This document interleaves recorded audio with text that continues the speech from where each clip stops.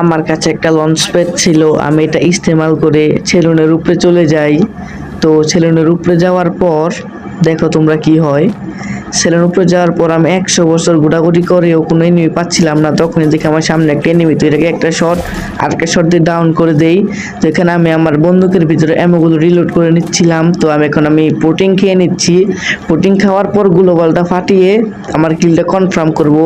তো আমি তখনই গ্লোবালটা ফাটাচ্ছিলাম, গ্লোবালটা প্রায় ফেটে গেছে। তখনই তার বন্ধু এসে তাকে রিভাইভ করার চেষ্টা করে। তো এটাকে মোমবাতি ধরিয়ে দিয়ে কিল দুটোকে কনফার্ম করার চেষ্টা করতেছি। কনফার্ম করার পর একটু পরে দেখি আমার উপরে একটা এনিমি ঝাঁপিয়ে পড়ে। তো এটাকে আমি মিনি ইউজি দিয়ে মারার চেষ্টা করব। তো 1 ভার্সেস 1 ব্যাটেল, তো দেখি কি হয়। তো নক করে দিলাম আমি এটাকে কনফার্ম করার পর আমি 200 বছর ঘোরাঘুরি করে কোনো এনিমি পাচ্ছিলাম না। তো তখনই দেখি আমার চাচার ওখানে ফাইট করতেছি। তো আমি বাঁকড়া নেওয়ার চেষ্টা করি, এনিমিদেরকে মুরগি বানাবো। তো একটা এনিমি দেখতে পাই, একটা ফায়ার দিই, তার শরীরে লাগে না, তাকে আমি খুঁজে পাচ্ছিলাম না কোথায় যেন পলিয়েছিল। তখন দেখি দূর পেরে জোনের ভিতরে যাচ্ছি। তো এখান থেকে আমি একটা শট দিই আর একটা শট দিয়ে ডাউন হয়ে যায়।